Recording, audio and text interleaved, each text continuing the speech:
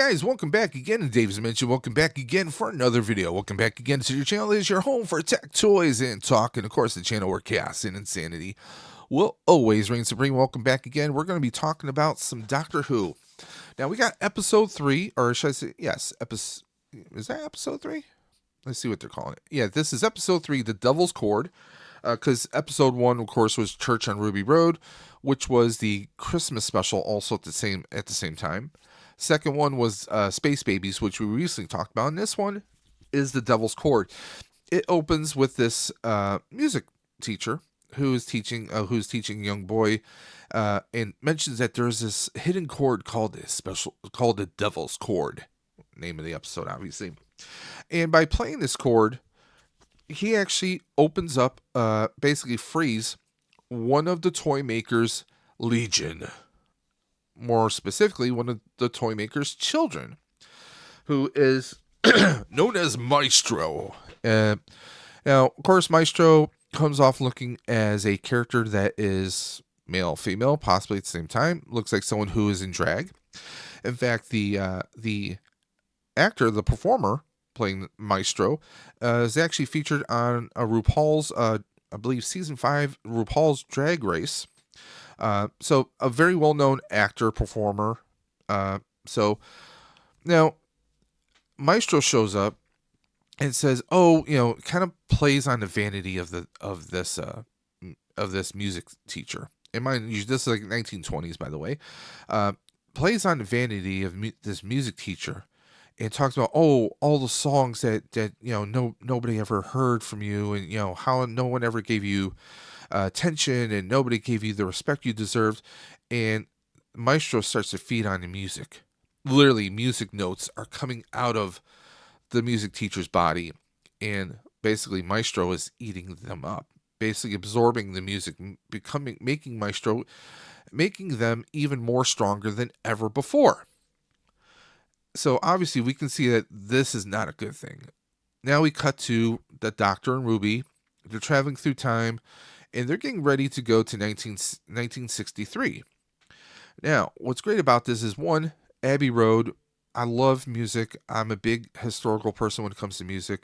So I love that they're going to Abbey Road. They weren't necessarily, it's all about the Beatles. No, it wasn't all about the Beatles. It was about music and what music does for humanity. I say does for.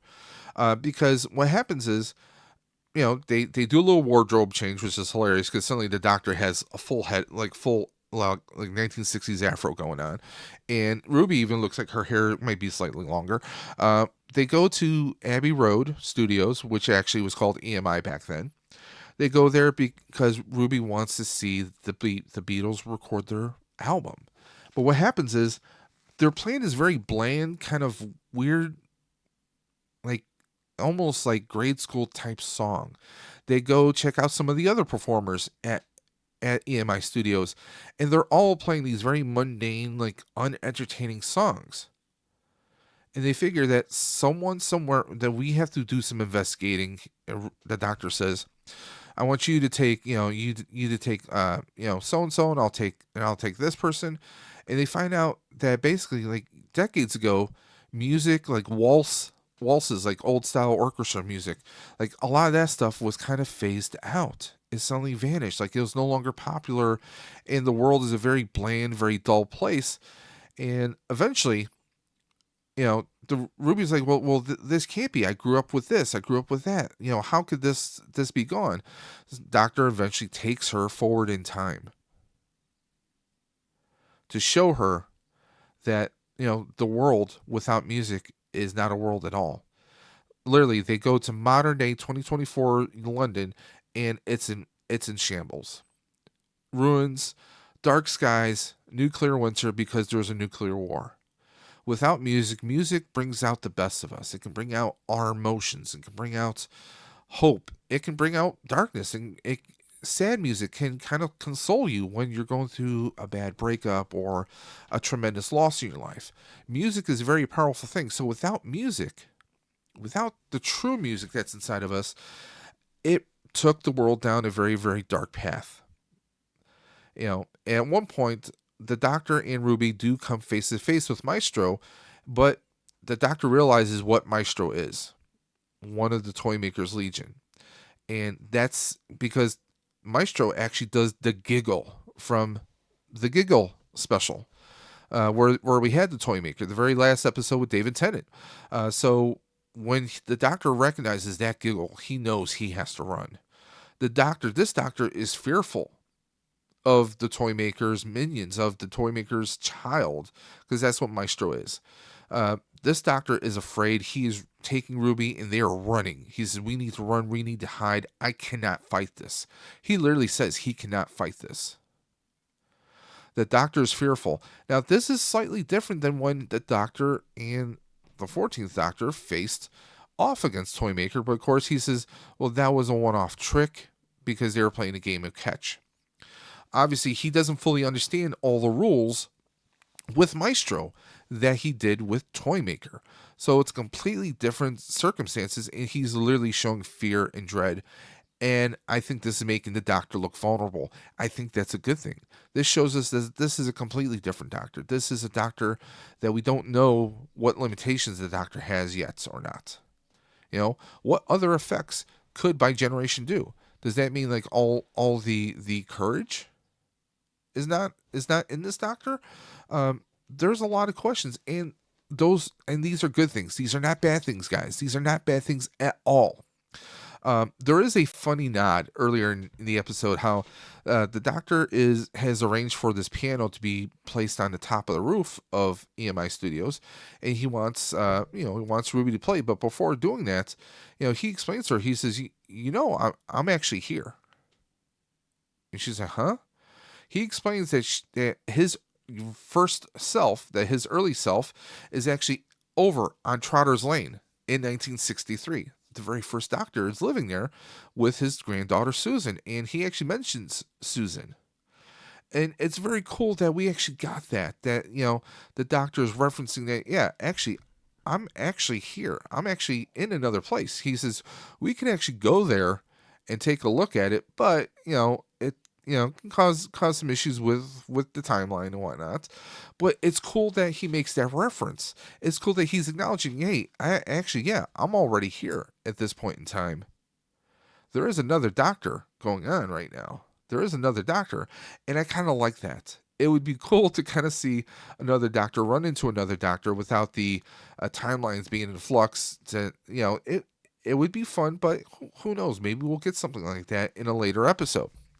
But I like that. I like that he's referencing more of the past, more of the legacy and the canon of Doctor Who. It's Russell T Davies, so I would not expect anything less. Also, it's a blink and you'll miss it in this episode. Murray Gold, the one who was composing Doctor Who during the 2005 era all the way through, he actually makes an appearance in this episode, and I thought that was brilliant. That was just beyond brilliance right there. I loved it. It's kind of a blink and miss it. If you don't know what Murray Gold looks like, Google him, IMDb. He was actually in the episode, and I thought that was pretty damn awesome. This was a different kind of an episode. It was an episode talking about music, and yes, the actors playing the Beatles, do they look exactly like them? No. They don't need to be, because they're not playing music. They weren't doing Beatles music in this episode. It was about music itself. It was about the power of music. How everyone has music inside them. And a big part of this is Ruby. Maestro recognizes that Ruby is not normal. That Ruby is something else. The amount of music that she has within her, there's a power. There's something about her. And that kind of frightens Maestro. Maestro traps her in a cello or a bass, whichever. And the doctor gets trapped in a drum. And by this point, the doctor had unlocked several notes that are part of the forbidden or the secret notes that must be played to trap Maestro. Oh, guess what? 2 of our Beatles show up, and they see this piano in a hallway with these notes right above the piano. And they play the notes together with an additional note. I could be wrong. I have to rewatch. But they play the notes, and the notes trigger and cause Maestro to suddenly get pulled into the piano and get trapped. the sacred piano uh, at Abbey Road is it's almost like a Ghostbusters trap where Maestro is pulled into it and held within inside, very similar to the toy maker's box, which I think those two items have to have some kind of important essence to them, because with all the music that's keyed and tied to that special piano at Abbey Road, so many artists will play music on it and have played music on it that it makes it a powerful totem, so to speak. But it was a crazy kind of an episode. After they kind of conclude that everything is back, music is back, the love for music is back, everything is restored. Once they realize it, the doctor says, "Oh, there's one last thing, Ruby. One last thing you should know about every adventure that I go on. At the end, there's always a twist." And cue the music number. They have this music number where the doctor is singing and says, "There's always a twist." Everyone's doing a little twist dance through the hallways, through the studio, outside, just all over the building. It's very cheesy. It's very 1960s movie kind of a montage. There's even a part right at the end when the doctor is him and Ruby are dancing through the hallways. We can see the child that was being taught earlier in the episode, the child who had vanished. I think that's important because the child had said that Maestro was their father. So who knows? Is this child going to be another one of the Legion who will be coming for the doctor, courtesy of the toy maker? Who knows? But before Maestro is vanished and trapped in the piano, Maestro does says, "Just wait for something about a powerful man that will be coming. We don't know who that is or what that person is." But that was like another weird warning, kind of very much like, "Oh, my legion will come. My legion will be coming for you, Doctor." And when the toy maker's trapped, we still don't know what happened to the master, because we know the master was locked in a little gold tooth within the toy maker, and someone picked it up, and we don't know who that person is or where they are or what they're doing. So stay tuned with that. But yeah, the end was a bit cheesy, a bit goofy. Um, I mean, you kind of have to suspend belief. They're in the '60s. They wanted to do like a '60s type montage, and they went ahead and did. This was supposed to be more of a fun, yet fearful, yet heartfelt episode. Well, I shouldn't say heartfelt, but it was definitely an episode, because with me personally, music is something very important to me. For years, when I was a kid, I listened to music all the time. To me, music is a very, very powerful tool. I went through a lot of bad times throughout my life, and music was always there for me. I'm always listening to music when I'm out on my bicycle training for the Ride for Roswell.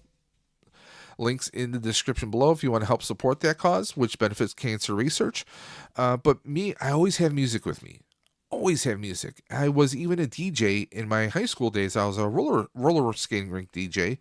When I went to college, I even did worked at a little radio station in Villa Maria College for a short stint. So music has always been a very, very strong, very popular component with inside of who I am. I love music. So to me, I enjoyed this episode. It did feel a bit weird, a bit off at times, but not every episode's gonna be a home run, guys. Not every episode is gonna be perfect. I think the next one's gonna be a good one. There was a little trailer at the end that showed the doctor standing on some kind of a platform. It looked like it was some kind of a mine or something. It's like him and Ruby laying in. They're like at some kind of a like war, like battlefield or something. Who knows? But I liked the episode. I liked elements of the episode. Was it A to B? Was it an A to Z banger? No. It definitely felt like it was kind of weird and missing. Like it was maybe was trying to find his footing, and I'm curious to see where this doctor leads us, where Russell T is leading the show itself. I mean, we just have to keep waiting for the new episodes, but Doctor Who is back. That's the big takeaway. Personally, I'm not a fan of the Sonic, but that's neither here nor there. And I did realize this doctor is not rocking a psychic paper. What's up with that? It's, I mean, we've gone, this is our third episode without the doctor using any kind of psychic paper.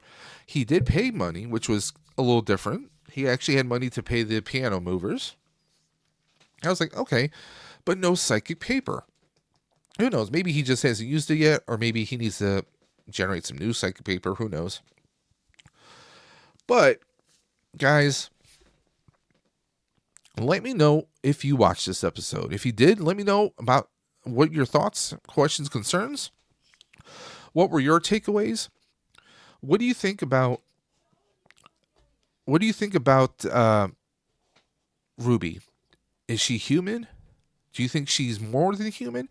Do you think that she could be a part of the Toymakers Legion? Let me know in the comment section below. Let me know your theories and thoughts. On a scale of 1 to 10, did you enjoy this episode? Let me know the number in the video description or in the comment section below. And as always, guys, you guys know what I'm going to say. I say it every single time. Keep on busting, and I'm always going to catch you on the flip side. Take care, guys.